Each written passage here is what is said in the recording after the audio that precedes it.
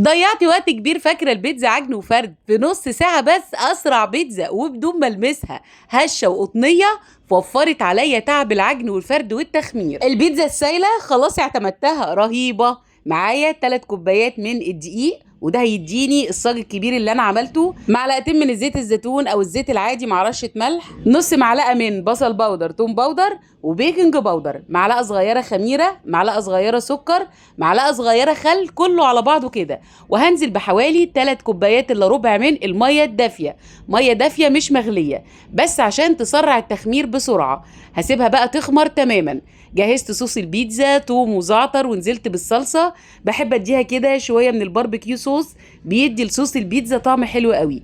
ملح وفلفل اسود، وشكرا على كده.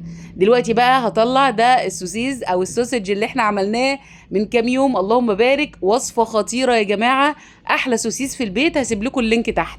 هنجيب بقى صينيه هندهنها زيت، وهننزل بكميه البيتزا السائله. شايفين؟ لازم تبقى سايله كده وتبقى خمرانه زي ما انت شايفه، ما تحطيهاش في الصينيه غير اما تخمر. هننزل بقى بصوص البيتزا، عايزه تحطي كاتشب اي صوصات انت عايزاها براحتك. قطع بقى الفلفل والهوت دوج اللي عملناه والزيتون والجبنه الموتزاريلا. تدخل فرن حامي على درجه حراره، بتقعد 20 دقيقه بالظبط، وبتبقى بالجمال ده يا جماعه. دي اسرع بيتزا، اللي عايز البيتزا العاديه اللي معجن وفرد يعملها، انما دي حكايه وسريعه.